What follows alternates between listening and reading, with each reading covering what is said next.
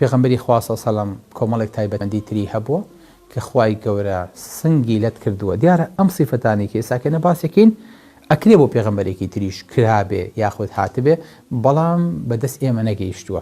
بەڵام ئەم تایبەتمەندانە بە تەئکید و بە صەحیحی بۆ پێغەمبەری خوا صلی الله علیه و سلم هەبوون وەکراون، وەکو لەتکردنی سنگی پێغەمبەری خوا صلی الله علیه و سلم زیاد لە جارێک، زیاد لە دوو جار، ئەرجەح وایە کە 3 جار سنگی پێغەمبەری خوا صلی الله علیه و سلم لەت کراوە.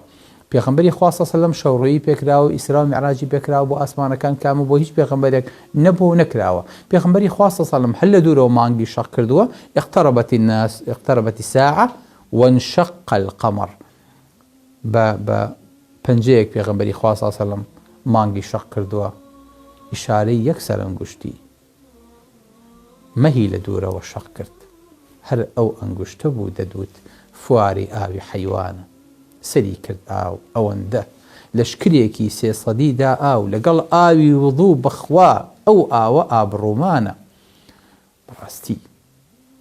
بۆیە پێغەمبەری خوا بە یەک پەنجە کە لە وتارێکی تایبەت ئینشەڵا باسێکین مانگی لەت کرد.